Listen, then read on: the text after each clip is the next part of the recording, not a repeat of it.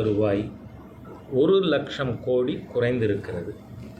ஆனால் இந்த ஒரு போல்டு ஸ்டெப் எடுத்ததுக்கு பிரதான காரணம், இன்றைக்கி பிஸ்னஸில் ஸ்டாக்னன்சி இருக்கிறதுக்கு ஒரு காரணம்